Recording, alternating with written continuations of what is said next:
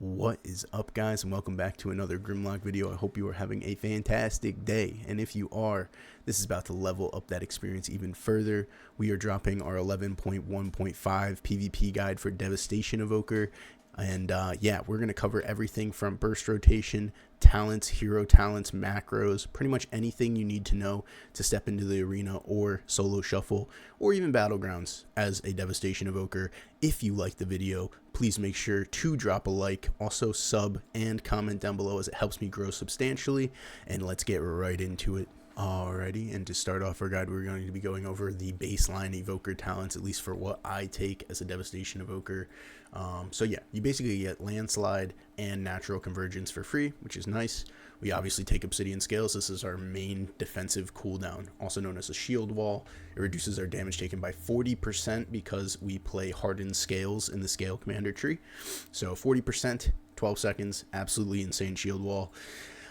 Definitely a must take. We also take Expunge, something I don't nearly get enough value out of. It is absolutely worth taking, especially versus classes like Rogues and Hunters.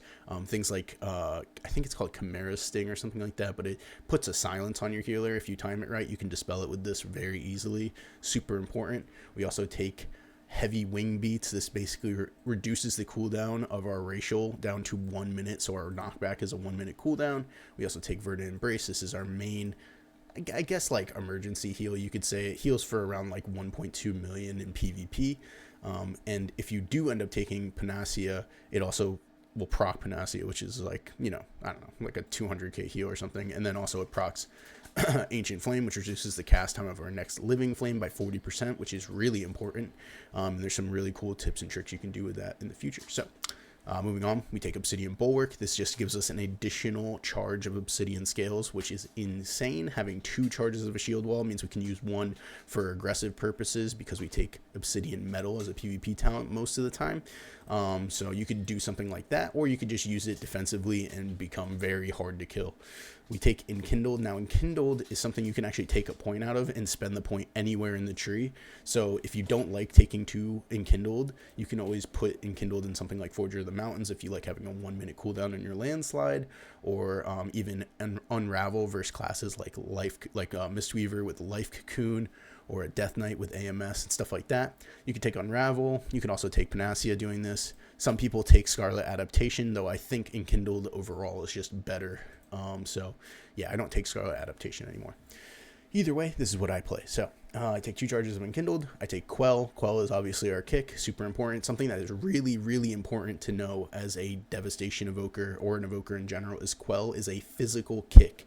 Now, a lot of spellcasters have spell kicks, like a mage's counter spell, for instance. The closest thing to a Quell is actually like a Hunter's kick. Hunters having a kick that's also physical on a similar cooldown, 20 seconds. So basically, the way Quell works is if for some reason your opponent has something like a Nether Ward up, for instance, which would normally reflect spell kicks, it does not reflect something like Quell, but something like Blessing of Protection, which absorbs physical damage or physical attacks, will absorb a Quell. So a Paladin, for instance, can free cast a Repentance when they have Blessing of Protection up, and they won't be able to be quelled by an Evoker, which is really, really interesting, really different. Also, when you're kicked on a spell school, so for instance, say I'm casting Sleepwalk or something like that, I can quell even though I'm locked out on a spell school, which is really rare. Most of the time, a caster, when you lock them out, so say for instance a mage, you lock out on Polymorph or any arcane spell, they can't counterspell at that point. So yeah, something very cool and unique about Evoker, but also can be a little frustrating sometimes for certain classes. So definitely something to pay attention to. We take Cauterizing Flame. Cauterizing Flame is a must take just because it leads into our main form of crowd control, which is Sleepwalk. But also, Cauterizing Flame is great for getting off things like Thunderous Roar, Death Mark, just other poisons, curses. It gets off Hex. So, you know, I could dispel my healer out of a Hex on a 1 minute cooldown, which is really, really nice. So, super, super useful. Very, very good ability. We do take Ancient Flame. Now, some people don't. I personally like Ancient Flame. I think having a fast cast Living Flame is really nice because you can build up really fast Essence Burst procs during your Dragonrage without having to spam Azure Strike, especially because Living Flame is actually a better damage global than Azure Strike, in my opinion. But yeah, so I use Ancient Flame. Also, I take Instinctive Arcana. This just increases our magic damage done by 4%, which is actually a huge amount of damage. So if you don't take Instinctive Arcana for some reason, you're actually missing out on quite a bit of damage. We take Tip the Scales. Also incredibly important as it leads into Draconic Legacy, which just increases our stamina by 8%. But also Tip the Scales itself is really good. Especially if you play Scouring Flame. It makes it so that your Scouring Flame basically AoE mass purges all your enemies for like 4 magic buffs. So you can just clean people of like heal over time. So it's really effective versus Resto Druids and stuff like that. But also, it also just puts your Fire Breath at like a max charge Fire Breath, which is really nice.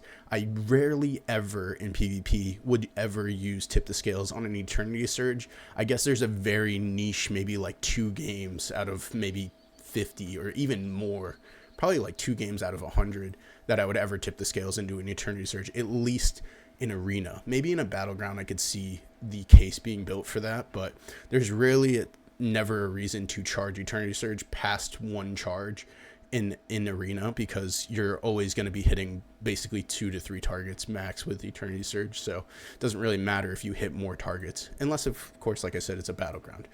I do take Attune to the Dream. I take Attune to the Dream just because it increases the healing I'm received by 6%. So basically this fights Mortal Strikes pretty well. So like, for instance, if a warrior, like an arms warrior, hits me with a Mortal Strike, it's 25% healing reduction. This brings it down to 19% healing reduction, which is really nice, honestly, overall. And then also increases my healing done as well. So realistically, something like a Verdant Embrace will actually heal me for 12% more, because not only is a Verdant Embrace doing 6% more healing, but I'm also receiving 6% more healing. So I'm overall taking a 12% increased heal from my Verdant Embrace, which is really nice. Same thing with like Living Flame. Living Flame deals 6% more damage and healing with Enkindled. This also makes it do 12% more. So my Living Flame actually heals me for quite a bit when I take Attune to the Dream. I do sometimes drop 1 point from Attune to the Dream and go Tailwind. It depends on what I'm fighting, really. But Tailwind is actually very good. I think the 70% movement speed increase is crazy strong versus classes like Windwalker Monk that want to trap you in their Fist of Fury as much as possible. It also makes it way easier to kite them. We do take Sleepwalk, obviously. Like I said, this is our main form of crowd control. It no longer has a cooldown in this patch, which is really nice. And in PvP, I have a 1.3 second cast time on it, which is crazy fast. I mean, I say crazy fast, but realistically, it's competitive. It used to be way longer. It used to be like a 1.7 second cast time. But I think that's because I used to just take a lot of mastery. I take a lot of haste now. So yeah, I'm at like a 1.3 second cast time with Sleepwalk, which is really nice feeling. It also, just to let you guys know, it is on a fear DR. So when you're playing with classes like a rogue or a warlock, for instance, if you sleepwalk somebody, it puts them on a blind DR or a fear DR, anything in that range, or even a warrior when they have intimidating shout is AoE fear, same DR as sleepwalk. I take Inherent Resistance. Inherent Resistance just reduces the magic damage we take by 8%, which is huge. This is insanely important right now, especially with the amount of frost mages and elemental shamans you fight. Taking 8% less damage from them at all times is an insane amount of damage reduction. Like I said, we take Draconic Legacy. It's just an 8% stand buff. I do take Extended Flight. I suppose you could probably drop 1 point from Extended Flight to take Tailwind instead of Attune to the Dream, but it all comes down to preference. Extended Flight is really good, though. Having Hover last, I think, 12 seconds. It's 10 seconds, so having it last 10 seconds instead of 6 seconds is crazy. So it's pretty important to take that, I think. I do take Blast Furnace. Basically what Blast Furnace does is it just makes your Fire Breath last longer, the dot. You could probably take something out of this because Fire Breath itself doesn't actually do that much damage anymore. The only thing Fire Breath does is it procs your Living Flames so to become instant cast with Burnout. So making it last longer basically makes it so that you get more Burnout procs or more potential chances of it to become a Burnout proc, which is really nice. I take Renewing Blaze. Renewing Blaze with Fire Within is a 1 minute cooldown, and basically it's almost like a reverse.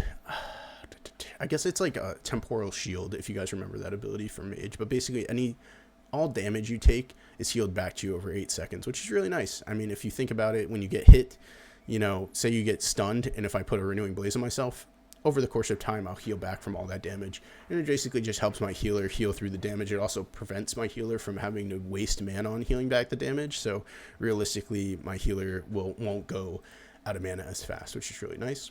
I take a Pressing Roar. I do get a lot of value out of a Pressing Roar. Basically, what a Pressing Roar does is when you use it, somebody that gets hit by it will take 50% more length and damage in crowd control. So say I hit them with a 6-second sleep, it'll now last in PvP it's a little reduced, so it's really like 30% in PvP. But yeah, when I hit them with like a 6-second sleep, it actually lasts 8 seconds, which is really nice. So you can have like an 8-second sleep into a 4-second sleep into, say, your Dragon's Breath or your Deep Breath, which is like a 5-second stun with a Pressing Roar, which is crazy, as long as you take care of this guys. Take Rescue, super important. This is another one of our defensive cooldowns, a 1-minute cooldown. It allows us to pull a teammate to line of sight, or ourselves to line of sight, which is really nice. And if we take Twin Guardian, which you absolutely should, it gives you a 30% health shield, which is crazy good at helping you live certain cooldowns when you don't have things like your wall or your Renewing Blaze up. Rescue is also really good for things like trying to pull your healer away from a hunter when the hunter goes for a trap or a priest goes for a fear, stuff like that. You can utilize Rescue to get a lot of value out of it. We take Leaping Flames, and normally Leaping Flames is just like a talent you take to get to Terror the Skies, but Leaping Flames is actually ridiculously good. When you have like Dragonrage burst up, if you tip the scales into a Fire Breath, your next Living Flame will give you max Essence Burst no matter what. So basically what I tend to do is Dragonrage, Eternity Surge, tip scales, Fire Breath, and I'll have like an Essence Burst or two. I'll waste out the Essence Burst as quick as possible, and then I'll Living Flame to get back my Essence Burst as fast as possible, which is really nice. And then I have Aerial Mastery. This just gives us a second charge of Hover, which is super, super important. Having 2 charges of Hover to trade mobility against these mobility creeped warriors and rogues and everything like that. Super important. Super good for kiting. It's also just really good versus casters because we have such a short range to be able to get behind a pillar. So yeah, anything that gives us extra charges of Hover, I tend to take, like Time Spiral also. I utilize Time Spiral a lot. I press it at least twice every game. It is a long cooldown, but having an extra Hover is crazy strong in my opinion. I will say Spatial Paradox does have its uses, and something that's really interesting about Spatial Paradox is you can take it, and in the beginning of the games for classes like Rogues or Ferals or anything that goes invisible, you can actually Spatial Paradox right out of the spawn door, and pretty much a Pressing Roar from across the arena. And as long as, if they're within like 60 yards, the Pressing Roar will actually hit them and pull them out of stealth, which is ridiculous. So a little tidbit of fun information there.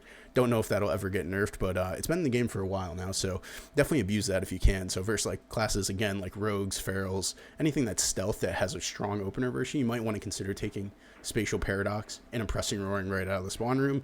And like I would say a good 7 out of 10 times it actually pulls people out of stealth for you, and you can get the opener on them instead, which is pretty nice. It's pretty ridiculous. But outside of that, I take Time Spiral all the time.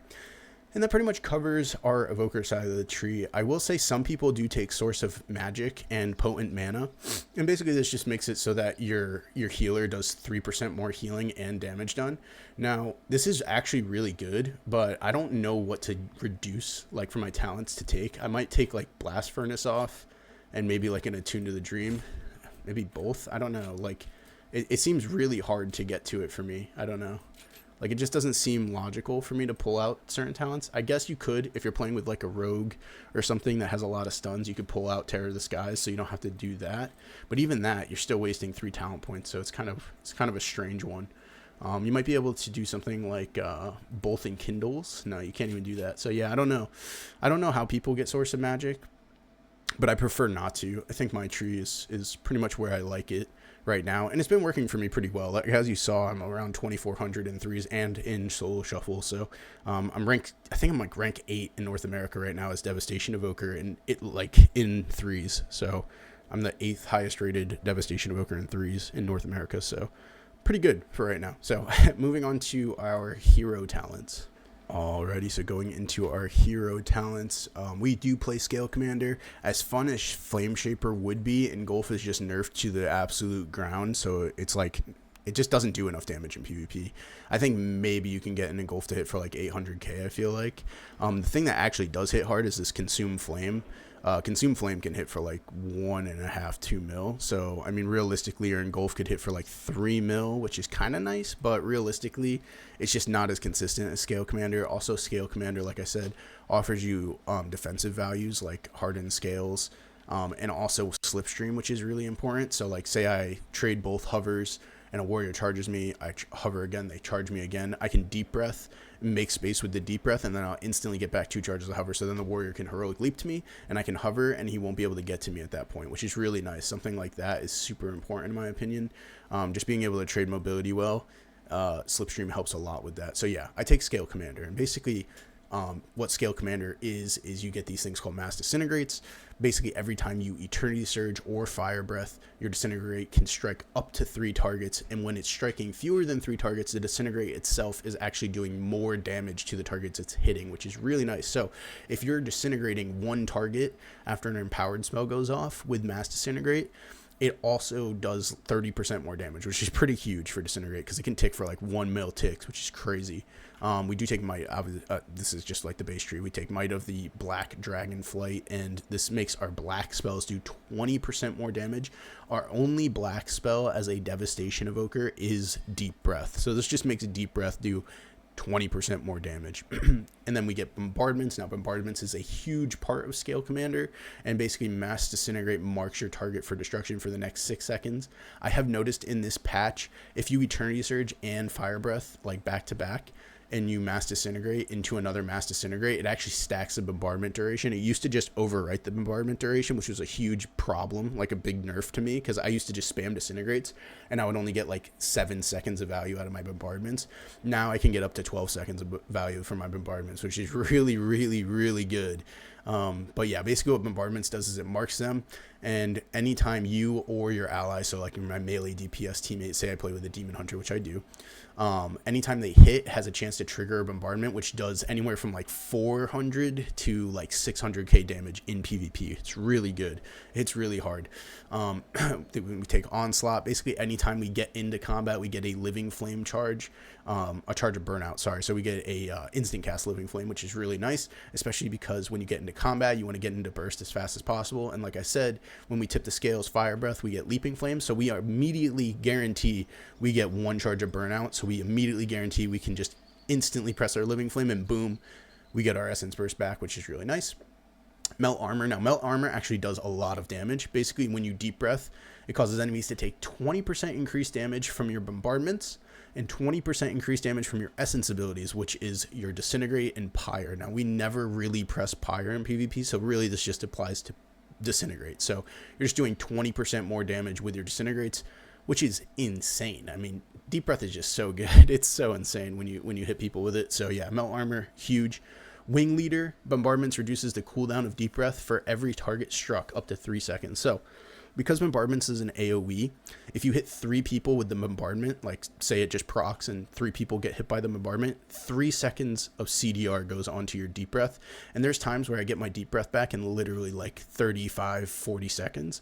So it's really good. You get Deep Breath back way faster than you would if you didn't play Scalecommander.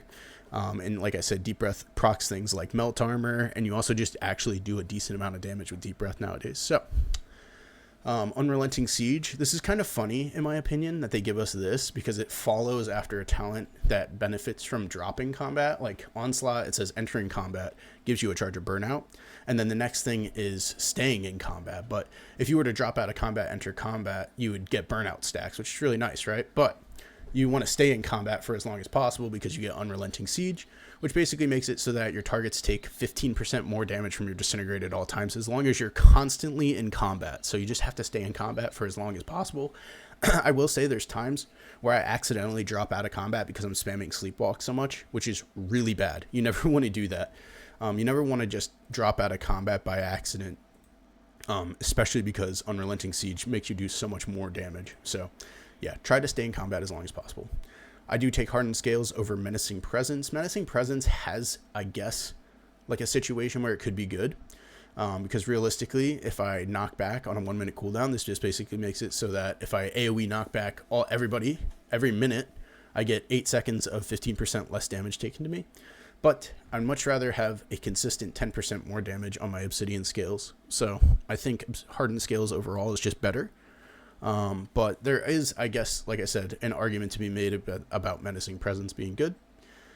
I just wish it was knocking enemies up or backwards reduces their damage done, period, by 15%, because then this would actually benefit your teammates. And so you like, say my teammate is getting attacked by a rogue, I can knock them back, and then the rogue would just do 15% less damage. That would be way more enticing to take over hardened scales, but for right now, hardened scales is just better in general. So that's my one complaint about that talent. Moving on, I take Diverted Power. I used to take Extended Battle, and it's really not good. It's nowhere near as good as Diverted Power. Diverted Power is insane. You actually get Essence Burst a lot from your bombardments, and basically the more Essence Burst you have, the more Disintegrates you can push out, and the more Disintegrates you can push out, the faster your empowered abilities come back, and the faster your empowered abilities come out, the faster bombardments come back, and it's just a never-ending cycle. So you want to definitely take Diverted Power so that you can just constantly have as much mass Disintegrate and as much bombardment procs as possible. Like I said, we do take Slipstream over Nimble Flyer.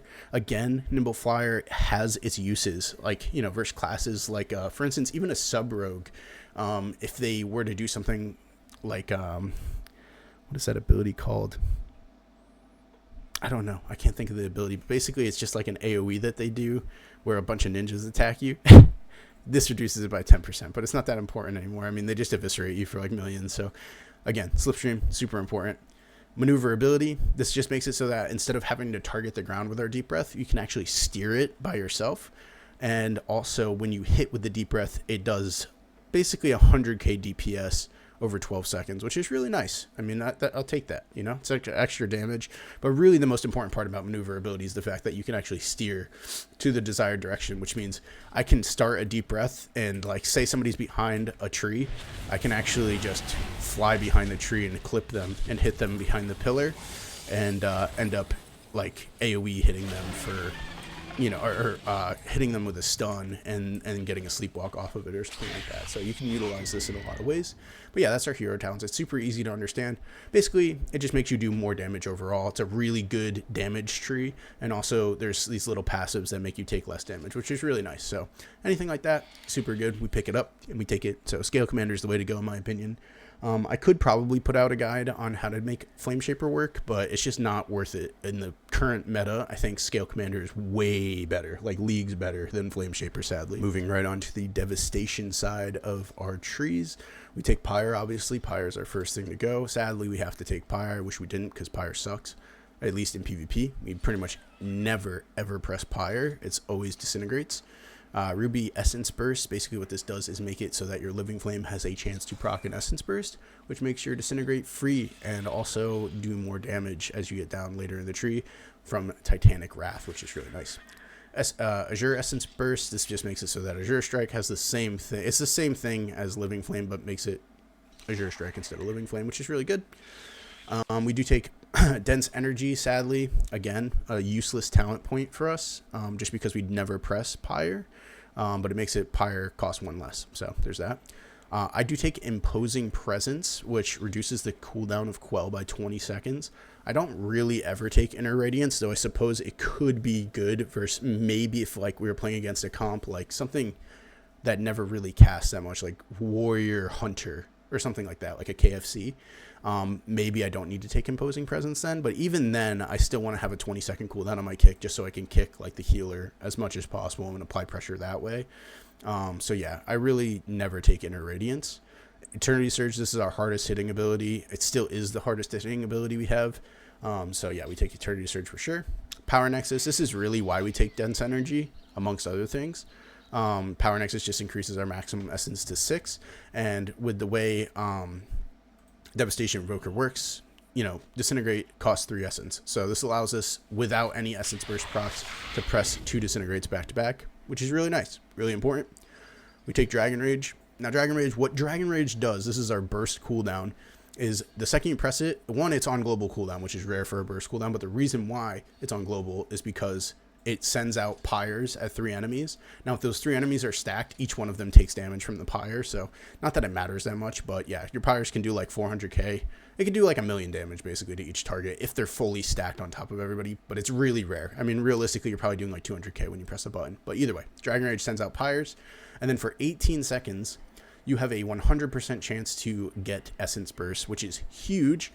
Because again, what Essence Burst does is it makes our Disintegrates hit harder, and it also makes our Disintegrates free. So for 18 seconds, you get that.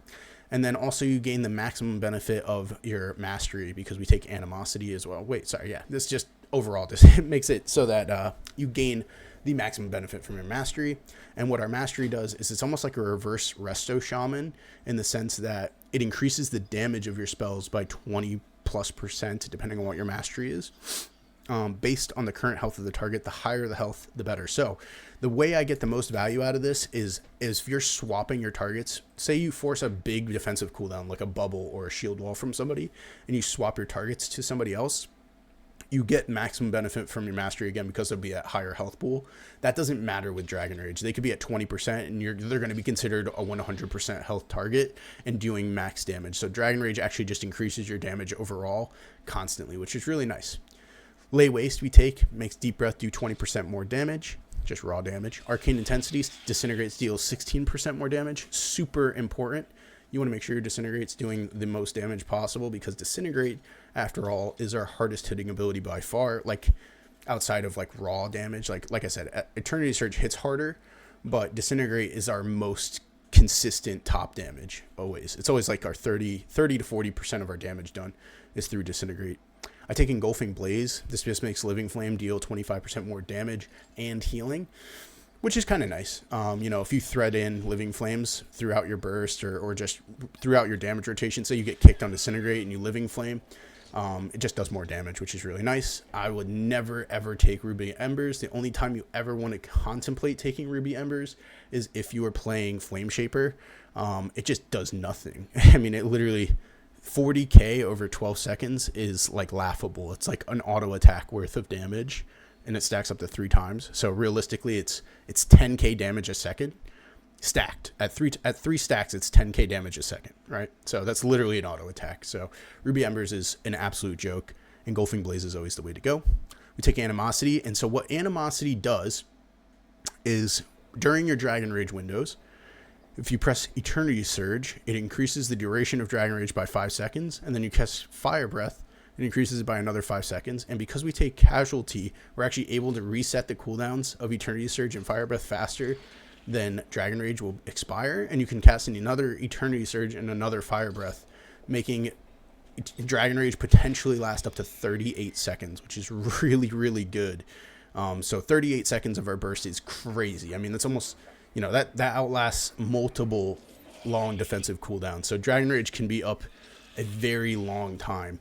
And that whole time your Dragonrage cooldown is ticking down. So basically you'll have Dragonrage for 40 seconds almost. And then like a minute later, you almost have another Dragonrage. And it'll last up to the same amount of time as long as you're getting Animosity out, which is really good. Essence Attunement, super important.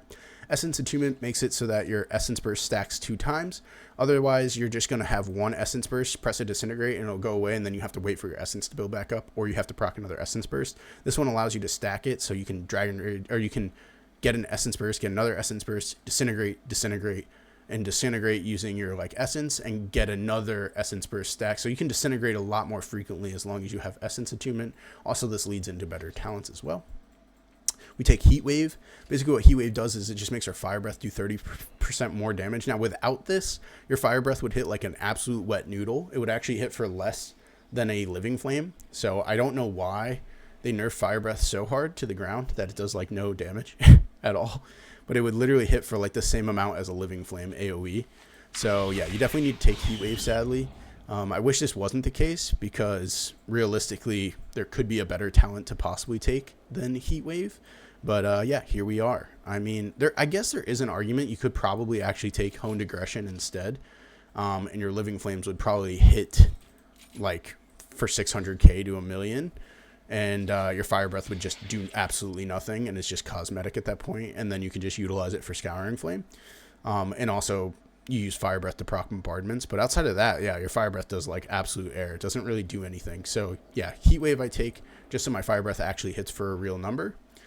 I do take Eternity Span. Basically, this makes it so my Shattering Star hits twice as many targets and my Eternity Surge hits twice as many targets. So if I cast a singular charge Eternity Surge, it actually cleaves for 2 targets, which is really nice. So anytime like 2 melee DPS are standing next to each other, if I Eternity Surge instantly, like as fast as possible, it'll hit both of them for like 1.5 mil, 1.6 mil, which is really nice. So you can hit really hard with your Eternity Surge and it cleaves. So that's really good. And also Shattering Star hitting twice as many people is also really good because Shattering Star just makes you do 20% more damage. So if that's cleaving, you're just doing 20% more damage to 2 targets instead of 1. This is an overall win. We take Eye of Infinity. This is very important to take Eye of Infinity over Event Horizon. Now, Event Horizon sounds good, but it's not nearly as important, in my opinion, as Eye of Infinity. And Eye of Infinity just makes it do actually like a truck ton of damage. 15% more damage on Eternity Surge could be the difference between hitting for like 3 mil and hitting for like, I don't know, 2,600 or something like that. So yeah, I mean, girl math, you know what I mean? But Event Horizon, it just reduces the cooldown, which basically Casualty does for us anyways. So as long as you're spamming out enough Disintegrate ticks, you don't actually have to worry about Event Horizon, like reducing the cooldown. I guess theoretically you could go Event Horizon and have Eternity Surge up more frequently, and that might be more value because of bombardments. So it's worth playing around with, but realistically I like my Eternity Surge hitting for 3 mil, so I'll keep Eye of Infinity for now. We do take Tyranny. Now this is what makes our Dragonrage proc our Mastery. And it also makes our Deep Breath proc our Mastery. So our Deep Breath will always do the maximum amount of damage to our targets, no matter what health they're at, which is really good. And like I said before, the same way Dragonrage works. Shattering Star, basically what Shattering Star does is every 20 seconds you can shoot out a bolt of damage. And for 4 seconds they take 20% more damage. A lot of people take Focusing Iris, which makes it last 6 seconds. And with our set bonus, you can get reprocs and they stack the duration. So if I Shattering Star and then I get a proc of the Shattering Star from our set bonus, it actually stacks the duration. So instead of it being 8 seconds, it'll be 12 seconds, which is really good. But I actually prefer to take Imminent Destruction.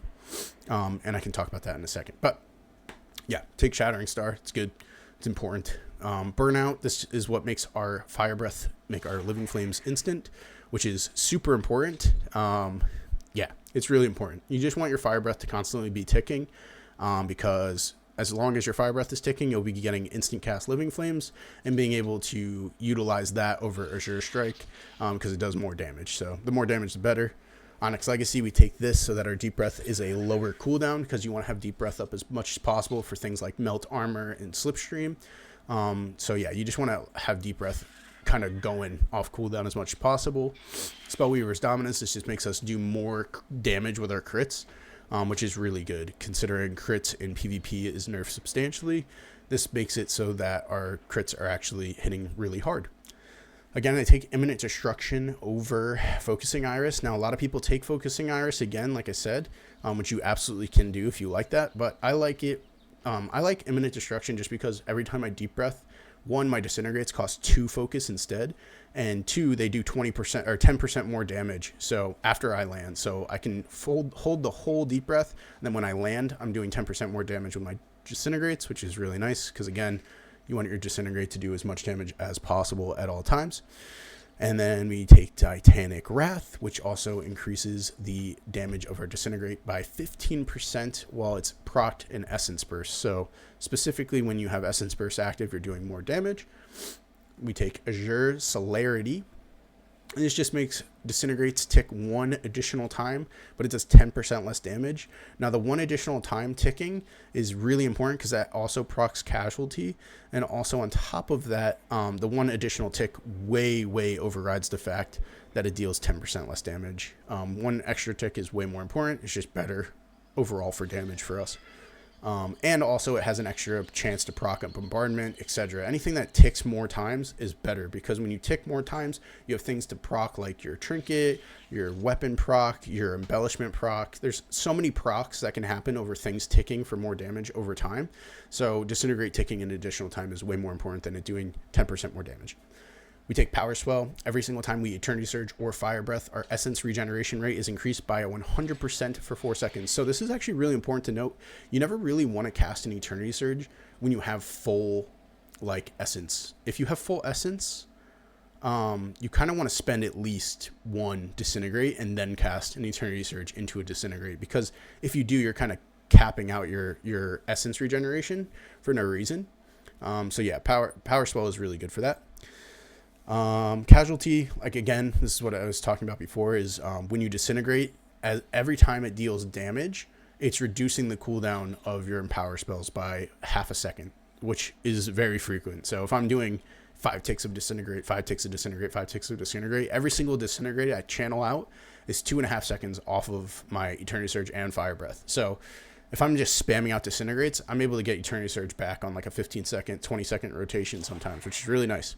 And it works with Pyre too, but again, we never really press Pyre. So as long as you're Disintegrating, you'll be having this up very frequently. And again, this also works hand in hand again with Imminent Destruction, which is why I like it, because Imminent Destruction reduces the cost of Disintegrate, so you're going to be getting out more Disintegrates, which in turn turns out more Eternity Surges and Fire Breaths, which procs more bombardments. We do take Scintillation. Somebody tell me how to say this word in the description, in the comments, please. I have no clue. But either way, as our Disintegrate deals damage, it has a 15% chance to launch an Eternity Surge at 40% power. This is what makes us do, like, actually a tremendous amount of damage. If I'm just spamming out Disintegrates, I just constantly see these Eternity Surge hitting people for like 1 mils. So like our Disintegrate will hit for like 800k, but then the Eternity Surge will hit for like 1 mil. And you'll actually be doing like 2 mil damage randomly in just random bursts. So yeah, this is stupidly strong. If you're not taking this talent, highly suggest taking it. And I also take Iridescence. Some people actually don't, but I think it's very important. Basically, every single time you cast an Empower spell, it increases the damage of your next 2 spells of the same color by 20% within 10 seconds, which means if I Eternity Surge, my next 2 blue spells will do 20% more damage, which falls under Disintegrate. And when I cast Fire Breath, my next 2 red spells will do 20% more damage, which falls under Living Flame and Pyre. Now, one problem I do have with this talent currently is when you cast an Empower spell, if your set bonus procs and it shoots out a Shattering Star, it actually eats one of these stacks, which is driving me insane. So sometimes I'll be bursting and I'll press an Eternity Surge and it'll proc my set bonus and it'll eat one of the stacks of Iridescence and make my Shattering Star, which does like 400k, do 20% more damage, which I don't care about. I'd rather my Disintegrate do more damage. So that does drive me insane. So if you Eternity Surge and then say you have to Azure Strike for an Essence Burst proc, it's never ideal if you're playing Iridescence, because you're basically just making your Azure Strike do 20% more damage instead of the actual Disintegrate. So like if you Eternity Surge, Azure Strike, you're getting literally 0 value practically out of Iridescence. So it's very important to practice pressing your Eternity Surge into Disintegrates immediately. So Iridescence, that's how you want to play it. You want to press Eternity Surge and then Disintegrate into potential Fire Breath, into Living Flame, Disintegrate if you can. But either way, yeah, that is our Evoker, Devastation Evoker side of the tree. I don't really mess with any of these Firestorm talents or anything like that. I don't think there's any value in these in PvP currently. They just do literally no damage. It's like so minimal damage to a single target. And Firestorm specifically, I wish the way Firestorm worked is it put a dot on people that stacked the more they got hit by it, because instead what they can do is just walk straight out of it and it does no damage at all. If they made Firestorm basically a AoE that put a dot on people, like a Ring of Fire for instance, it would be way higher value and way more usable. But it's just so unusable in the way it currently is, at least in PvP. So it's a little unfortunate, but yeah, that's basically our Devastation Evoker side of the tree. And moving on to PvP talents. Alrighty, so down in the right-hand corner of our talents, we have our PvP talents. These are super, super good talents for Evoker. I think there's a lot that have a lot of value, actually, compared to some classes. Some classes don't have a lot of value at all in their PvP talents, whereas Evoker has a bunch. So we take Null Shroud. Null Shroud basically just makes it so you put a buff on yourself that lasts 30 seconds, and in those 30 seconds, the next 3 full loss of control effects against you are absorbed. Now, something that's weird about this, it says next 3 full loss of control effects. Now, kind of bad wording, because if you get put on a DR, right? So say I get polyed full and then I cast Null Shroud, that next poly, even though it's a half DR'd poly, still eats a Null Shroud. So it's kind of weird wording. It basically should just be 3 loss of control effects against you, not 3 full loss of control effects against you, if that makes sense. Hopefully that makes sense to you guys, because it's really badly worded in my opinion. So Blizzard, if you're watching this video, change the wording, because it's confusing. I mean, it's confusing, but it's not. I mean, basically it just absorbs crowd control at the end of the day. Null Shroud, it's almost a must pick. I almost always take Null Shroud. I don't take it into mages, which is controversial, but I just don't like giving mages potential to have Null Shrouds up. I will say though, now that I have spam sleep, I probably can, because I can just spam sleep off the Null Shroud stacks off a mage. But beforehand, I used to have to like either purge them or just wait them out, which sucked. So yeah, I normally don't take Null Shroud versus mages just because of that, but outside of that, I take Null Shroud pretty much every game. Something that I always swap into is Scurrying Flame. Again, this basically makes your Fire Breath a purge, but it does 1 beneficial magic per empowerment level, and so that can work with things like Font of Magic, which makes your Fire Breath purge 4 things off at the maximum power level from every target the Fire Breath hits. So if it hits 3 targets, you're purging 12 times with a single Fire Breath, which is crazy good versus classes like Mage, where you want to get off things like Alter Time and Ice Barrier, or versus classes like Resto Druid, where you want to clear all of the hots from a target, or just anything like a Priest. You can clear off Power Infusion, which is really nice. So yeah, Scouring Flame is really strong. I do take Obsidian Metal a lot. There's certain compositions in the game I don't have to play Obsidian Metal, and those specific compositions are actually Demonology Warlock, Shadow Priest. So Shadow play with specifically Demonology Warlock, I don't have to take Obsidian Metal, because the only thing that could possibly interrupt me on that comp is actually the healer, because if I'm getting Axe Tossed, I'm getting Axe Tossed anyways. It doesn't matter if I get kicked. And the other thing they have is a Silence, which my healer can dispel. So I don't actually need Obsidian Metal versus Demonology Shadow play. Very specific. But that is one thing I don't need Obsidian Metal versus. Other than that, I pretty much take this every game as well, because I always just want to avoid being kicked as much as possible. I will say some things like, say I'm fighting against a melee and a Shadow Priest, I also don't really need Obsidian Metal, because the only thing I have to worry about being kicked on is when the melee is on top of me, and I can just fake them out with spamming like Sleepwalk or something like that. So things with like 1 kick available, you don't really need Obsidian Metal, but most of the time compositions have more than 1 kick. So definitely Obsidian Metal is like a must pick, and it just makes it so that your spell casts can't be interrupted while you have your Obsidian Scales active, which is really good. And then I take a Bird in Flight. Basically, this just makes it so that I have a freedom up. It's a non-purgeable freedom every time I hover. And now hover is up probably, I would say 60% of the game, if not more. Especially with Slipstream, it's up probably even more than 60% of the game. So having a freedom effect on me at all times pretty much is crazy strong, especially versus kiting warriors and stuff, because as you're spamming like Disintegrate, your Disintegrate is constantly slowing your target. So every single time I Disintegrate, it's slowing them for 50% of their movement speed, and I'm immune to slows. So they're just trying to waddle at me at slow speed while I'm just zooming around the map like a NASCAR. So, and Bird in Flight is crazy strong, and I pretty much always take this as well. Again, versus mages, sometimes I suggest taking Scouring Flame. And another really great option for a talent is Time Stop. There's cases where Time Stop has substantial levels of value.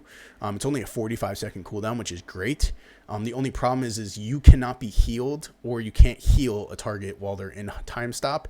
And when you Time Stop somebody, it freezes their cooldown. So if I'm waiting on a defensive to come back and I Time Stop myself, it just pauses the cooldown duration. So like, it's really weird how Time Stop works. I love the way they coded it. It's actually really crazy. But yeah, you can kind of screw yourself over really badly if you press Time Stop wrong. So if you plan on practicing Devastation Evoker a lot, highly suggest getting used to playing Time Stop and trying to get as much value out of it as possible. You can do things like eat traps for your healer with Time Stop. So you can actually Time Stop your healer when a trap is about to land on them, and the trap will proc on the Time Stop, and then you can release the Time Stop by just pressing Time Stop again, and it'll immune the trap entirely, which is really good. Or if your healer gets sat in a crowd control, you can literally just Time Stop yourself, and they are forced to either let your healer sit the crowd control, swap to your other target, or they have to hit your healer. So time stop is crazy strong in a lot of situations.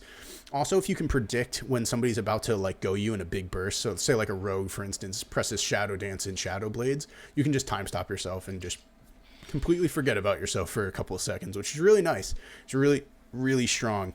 As long as you're good at predicting the current game state, time stop is strong. But if you use it wrong and you're at like 20% health and you time stop yourself, there's a very high chance you're just going to eat one of your healer's main cooldowns, like Guardian Spirit or Life Cocoon or something huge like an Iron Bar, you know, stuff like that.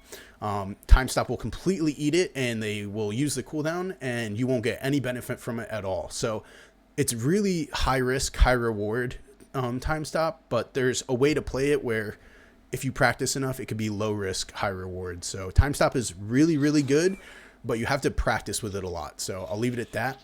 But those are basically the ones I play. I don't ever really play Divide and Conquer, though it does have its value. It basically makes a smoke bomb around your deep breath line. And because we play Scalecommander, we can actually curve the line, so we can make the wall ourselves, which is really cool. Chrono Loop is also very cool. And the way Chrono Loop works is basically a reverse alter time.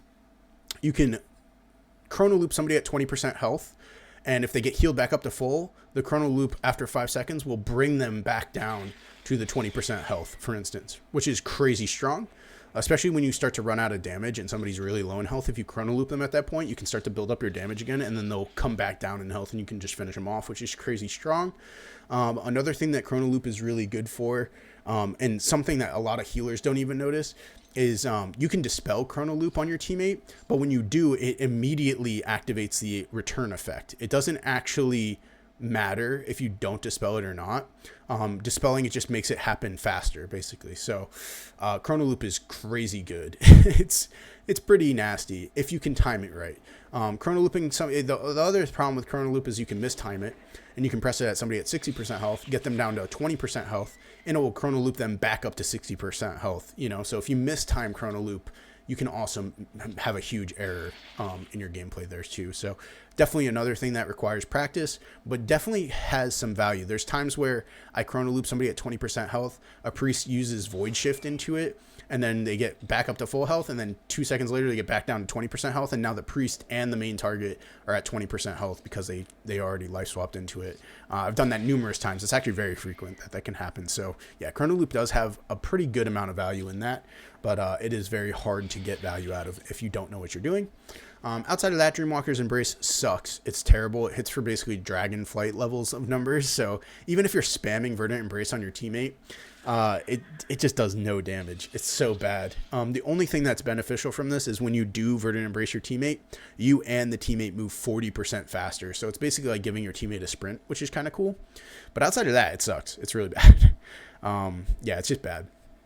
And Swoop Up is just too long of a cooldown to value taking, but it is kind of good. You can actually swoop up somebody and pull them through a wall, like through line of sight, as long as you have line of sight of the end location. It's basically like a reverse rescue, and you can swoop up an enemy and pull them behind line of sight and stun them behind line of sight and just dumpster on them before the healer can get back in line. So Swoop Up does have high value, but it's very hard to play around. So curious to see over time if people get better at using it, and maybe it becomes something really strong, because it's basically like a death grip, but you can grip people, like I said, through a wall, which is crazy strong. So being able to death grip as a Devastation Evoker, kind of cool. So definitely interesting, but there's other talents that have more value. So yeah, those are our PvP talents. This is basically what I take all the time: Null Shroud, Obsidian Metal, Unburdened Flight. Very safe options. If you want to get a little tricky, you could probably take like Obsidian Metal or Unburdened Flight off for Time Stop or Chrono Loop or Scouring Flame. Versus mages, like I said, I suggest taking Scouring Flame instead of Null Shroud, because you don't want to give mages stacks of Null Shroud. Though currently, because we don't have a cooldown on Sleepwalk, we can get a lot of value out of Sleepwalking off the Null Shrouds anyways, just like they can poly off the Null Shrouds either way. So there's definitely plays around. You can play around with the talents a little bit, but these are what I suggest taking if you plan on just PvPing in general, doing random battlegrounds, etc. Take these talents. Alrighty, so moving on to our burst rotation. Basically, I just want to go over again some things that our talents affect and how to utilize them. So key things you want to do when you're bursting is remembering to oppressing roar before you deep breath, because when you oppressing roar, it makes your deep breath stun last 5 seconds instead of 3. if you can. If you can't remember that, not a big deal. Another thing you want to remember to do is during our burst, we're pressing Eternity Surge, Tip the Scales, Fire Breath, which is after our Dragonrage is pressed. And the reason why we're doing it in that order is the Eternity Surge will hit at the same time as the Fire Breath. And if the Fire Breath does, say, 1.2 mil, and the Eternity Surge does 3 mil, you're doing 4.2 mil damage and literally 1 global, which is really nice. Definitely spikes damage quite a bit. And then the third thing I want to remember is our jackpot procs immediately off Dragonrage. So when we Dragonrage, we get a immediate Shattering Star that strikes 3 nearby targets. So when I Dragonrage, I don't actually have to press Shattering Star anymore. I used to press Dragonrage, Shattering Star into Eternity Surge, Tip, Fire Breath. Now you can just Dragonrage, Eternity Surge into Fire Breath, right? But if you want to, you can get maximum benefit out of your 4-set by Dragonraging and Shattering Star still, because when you Dragonrage into the Shattering Star, you're getting the jackpot proc from the Dragonrage, and then you're also getting your actual Shattering Star casted, and so you get max stacks of your 4-set, and so that Eternity Surge that follows that immediately hits for like 25% harder in PvP, I think. Yeah, 25% harder in PvP. So that is pretty strong. You know, you want your Eternity Surge to hit as hard as possible.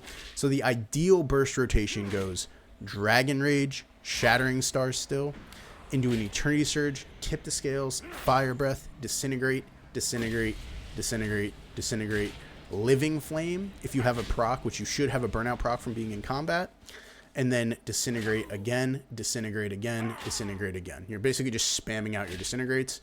So that's exactly how you want to do your burst rotation after you land your Deep Breath. And again, Imminent Destruction makes our Disintegrates cost less and do more damage. So you definitely want to make sure you hit your Deep Breath because we get Melt Armor. And also, when you do Deep Breath, you get Imminent Destruction, which is really strong.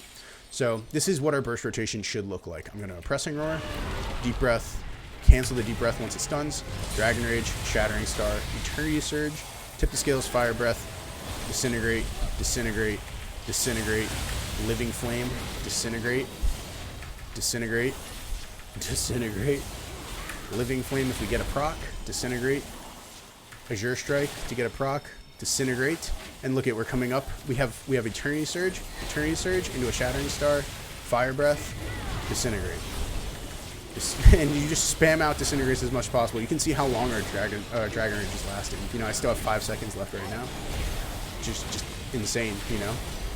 So yeah, that's our full 40 seconds of burst rotation, and the whole time we're doing 2 mil single target DPS. Again, it's scaled a little weird because it's hitting a target dummy, but you get the point. I hit a 6.4 million Eternity Surge during that. My Fire Breath hit for 1.7 mil non-crit.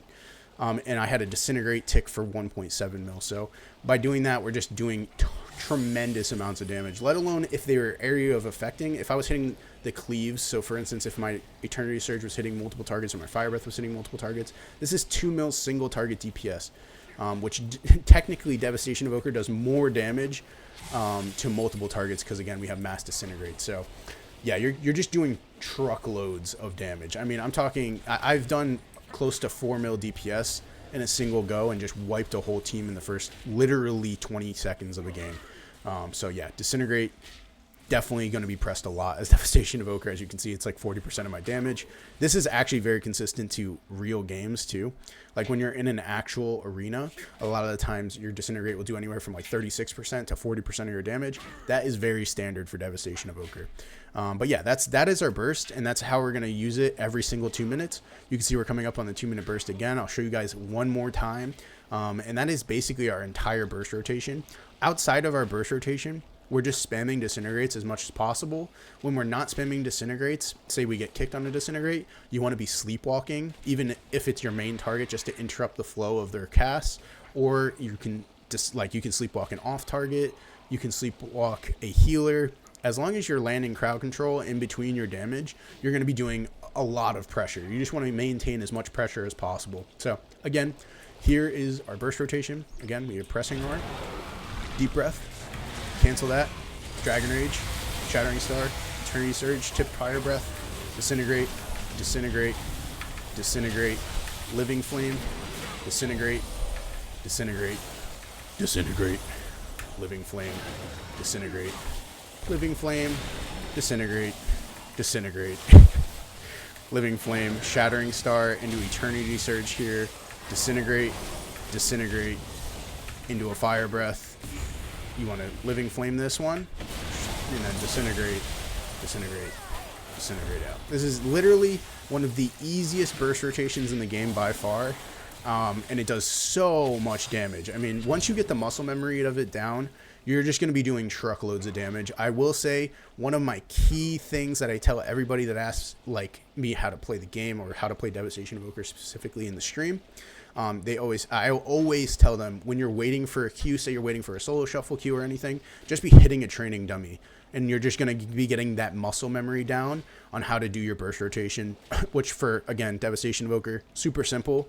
But getting down the correct orientation of your burst rotation is really important because you want to make sure those Eternity Surges have as many stacks of your 4-set as possible. But yeah, outside of that, that is it. You're literally just spamming Disintegrate and keeping Eternity Surge and Fire Breath off cooldown. That's super simple damage, and that is our burst rotation. Alrighty, stat priority and gearing for the season. I am completely fully geared. I'm probably not changing anything about my stats or anything outside of getting a few more gems. I've been really lazy about getting gems, but I'm always lazy about getting gems, I'm not going to lie. There might be like one thing I might change just for cosmetic reasons. I might change my weapon to a single hand and an offhand just so I can use a one-handed sword and an offhand. But outside of that, it really does not matter at all. But everything else I'm keeping the same the entire rest of the season. So like I said, we do play 4-set. The one thing we don't take is our pants. I take Verse Mastery pants, and the reason why I take Verse Mastery pants instead of Verse Haste pants, even though we want to specialize in haste mainly, is in PvP. When I'm in PvP, I still have a 1.3 second cast Sleepwalk, and that's all I really care about, is that my Sleepwalk falls under the 1.3 second cast instead of a 1.4 second cast. So I want to make sure my Sleepwalk while in PvP is a 1.3 second cast. Outside of that, I can pretty much spec any other stat. So as long as my haste stays where it's at, any other stat is pretty good. So even these gems I can probably swap for like Verse Mastery instead of Verse Haste, but it really doesn't matter that much. But yeah, so we take 4-set. So we take helmet, shoulders, chest, and gloves. And then, like I said, we just buy the Verse Mastery legs, in my opinion. I did craft a neck, which is Verse Haste, which significantly increases the amount of haste I get while reducing the amount of versatility compared to the regular Conquest neck. But I don't think I need more versatility. I'm pretty fine. I mean, I don't feel very, like, squishy, but I have, like, 26% verse or something. So, not bad. We also crafted our rings to be Verse Haste as well. So, both rings are Verse Haste. I also crafted them both with the embellishment elemental focusing lens. So when this procs, when I get the proc from my embellishment, I basically do anywhere from like 350 to 400 or even 500k damage with it just randomly procs. So that's kind of cool, you know. So just extra damage overall. So you definitely want to proc these embellishments. Moving down the list here, I just bought again. I bought the Gladiator drape, which is Verse Haste, and the reason why I bought this is it has more versatility than crafting it. So I was trying to get a little bit more versatility out of my gear because I don't need that much haste again. I still have the 1.3 second cast time while in PvP, and that's all I care about. So yeah, I got as much versatility as possible by just buying. These I made versatility mastery wrists. Again, didn't need the haste, so I went mastery. So I'm around 5k mastery right now, which is really good. And again, as you can see in PvP, my stats are very, very equal. I have 28%, 27%, and 26%. I would probably, if anything, take a little bit of mastery and put it towards versatility if possible. But outside of that, I'm really not changing much. I'd take verse mastery for the weapon, which is my great staff. Again, set bonus gloves. I did buy the Verse Haste belt. And the reason why I bought this is, again, it has more versatility than a crafted piece. I also bought the boots, which is Verse Haste, more versatility. And then, yeah, I just got the proc trinket and the regular medallion trinket. You never want to run adaptation, really. Adaptation is way too easy to deal with. You want to make sure you have control over which crowd control you're pressing your trinket on. And so, yeah, we take medallion, and I take proc trinket. There is a world where you could technically play badge trinket, but the problem with badge trinket is the main stat that badge trinket gives is actually critical strike, and we just still need the trinket for haste. So this is where we get our haste from. So yeah, that is actually how you gear in general. The enchants that I use are speed enchants. So I have the speed enchant for my cloak, speed enchant for my wrists, and speed enchant for my boots. I have the 930 intellect, 900 stamina enchant for my legs. I also have the intellect enchant for my chest. And this isn't the one that gives, this is not the one that gives bonus mana. I just have the regular, like the more intellect one. And then I also, from the current event right now, the vision's going on, I have the lesser void ritual on my helmet. That'll go up to greater void ritual. And basically what that does is it just makes, it has a chance of proccing and having a stacking bonus to all of my stats, all my secondary stats, which is really good. But yeah, it's super simple, nothing crazy. I do get verse haste for my gems. All of them are verse haste. Like I said, they can probably go to verse mastery. And my enchants for my rings are also just full 315 haste enchants. So yeah, hopefully that covers all bases. Very easy. Oh, and my one single gem that's like unique is the precog gem. I make sure to get precog because I really like being able to fake a kick and having immunity to crowd control for 4 seconds. I think that's super, super strong as a Devastation Evoker. Even though we have so many spell schools, it still feels very good. And people also tend to kick a lot into Obsidian Metal and not realize it. And when they kick into Obsidian Metal, sadly, you get precog. So for them, I mean, it's great for us, but sadly for them. So yeah, that is our stats and gearing priority. The last but not least thing I want to talk about in my video is specific to Devastation Evoker macros. I have adjusted some of my macros recently, which are really, really good. So one thing I have is my deep breath macro is a /stop casting /cast deep breath macro. So if I am hovering and casting, say, Living Flame, I can stop casting and deep breath immediately so I can stun somebody. If you didn't have stop casting in your macro and you press deep breath, it would not go off until you're done with your cast, which drives me insane. So something very important is have /stop casting before your /cast deep breath. In my opinion, I think it's very good, very high value. I do have a macro to ping my targets. This is really useful in solo shuffle with Shattering Star. So anytime I need to ping a target, say I plan on attacking somebody new and we were going one target, I can just ping the target over and over again with the attack ping. And all that is /cast my Shattering Star and then /ping at target attack. So any target I look at, I can ping to attack, which is very, very nice, as you can see.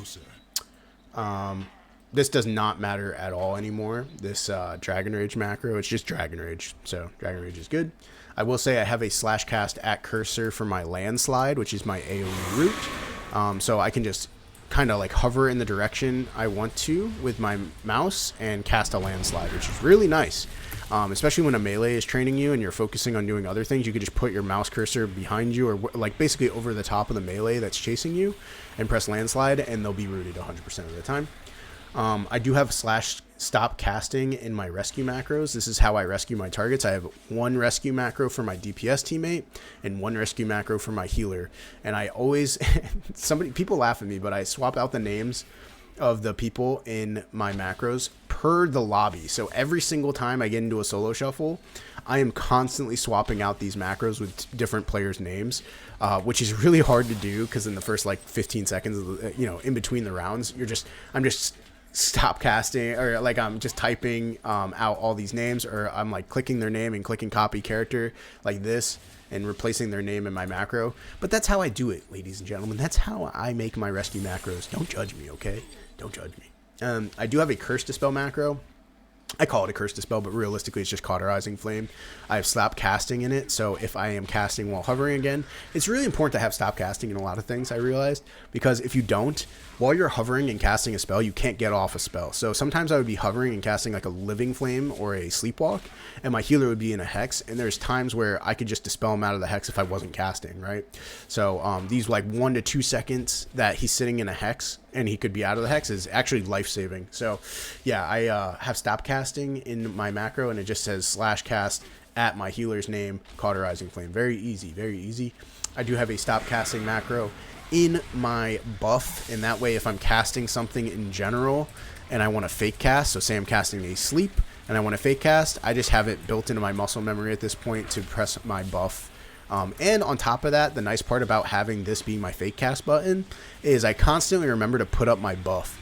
I know a lot of people let their buffs fall off, but it's really nice to actually be able to put up a buff and have it eat a potential purge, especially when you're playing with something like a Resto Druid or a Mistweaver Monk where hots matter. It's really nice to just constantly be rebuffing. It's something that not enough players do, is just rebuff as the game goes on. I notice players like, for instance, Sam-I-Am in Team Liquid, he constantly rebuffs. And that's just like a micro play that does matter in the long run, because you're constantly rebuffing, and what that's doing is it's potentially eating a purge that could have purged off something even more important, like a power infusion or maybe an earth shield or something like that. So that's what's nice about having your buff in a stop casting macro, is you're constantly pressing it, so you constantly have your buff active as long as it's off cooldown pretty much. I do have a focus quell macro, which is just your basic focus kick. I also have a focus sleepwalk macro. It's your basic focus sleepwalk or focus crowd control macro. Very easy. I do have a very unique obsidian scales macro, and what this does, it's /cast sequence reset equal 10 obsidian scales, comma 5. And what this does is if I spam obsidian scales, like I'm getting out of crowd control, I'm pressing it and trying to get my shield wall up, it does not double cast obsidian scales, because what can happen if you have the regular obsidian scales is you can accidentally obsidian scale twice back to back immediately, which is really, really bad. You never want to use both of your scales on top of each other. And so all this macro does is it prevent it from being possible. The second I press this macro, it makes it so that I literally cannot cast another obsidian scales for 10 seconds, right? So, and obsidian scales last 12 seconds. So no matter what, if I have to double shield wall back to back, I still can, but it will never just eat both charges immediately, which used to happen to me all the time. I know it's really dumb sounding, but it did used to happen to me a lot. So yeah, that's a problem. And yeah, so that is our macros, and I hope you guys enjoyed this video. If you did, please make sure, again, to like, subscribe, and also drop a comment down below. It helps me substantially, and I hope you enjoy some gameplay clips. I'm going to leave in about probably like 6 to 10 minutes of gameplay clips at the end so you can see how I play Devastation Evoker. I'll leave in some really good clips. Most of the clips are from higher rated games. Again, we pushed all the way up to basically 2,400 in threes. I have about a 68% win rate in threes, which is crazy. And also, I'm just like casually playing shuffle, and we have like 100 rounds played, and we're at 2,400. So that's pretty good. So yeah, we're cranking along this season on multiple classes. So hopefully you guys enjoyed this video, and again, enjoy some gameplay clips. I will talk to you guys again soon. Peace. Is this what giving up feels like? I don't know, I don't know. Tell me, have I lost my mind? Nowhere to go, so far from home. Is this what giving up feels like? I don't know, I don't know. Tell me, have I lost my mind? So I break these walls and hold my head up high, and I step my ground until the day I die. As the rain falls down, there's no more tears to cry, tears to cry. So I break these walls and hold my head up high. No, I'm not giving in. No, I'm not giving in.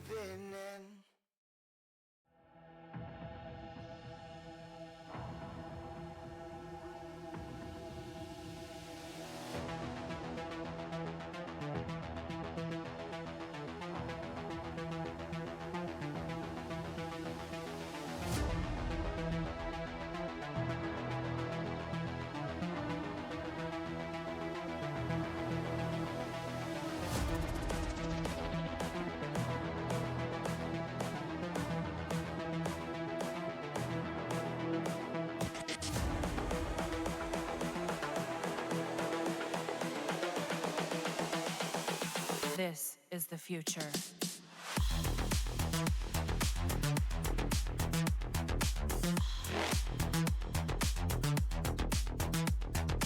Evolution.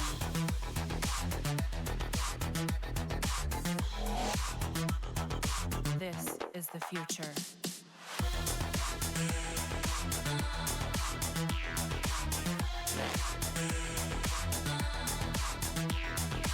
Evolution.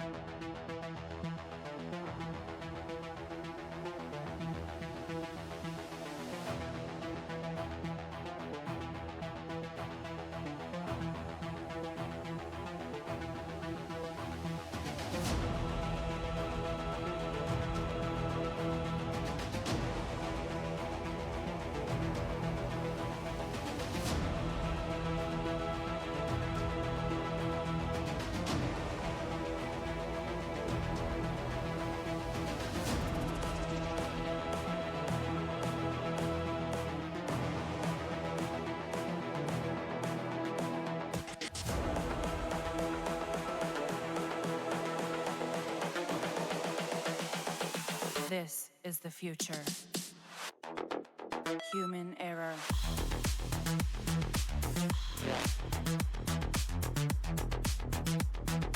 Evolution.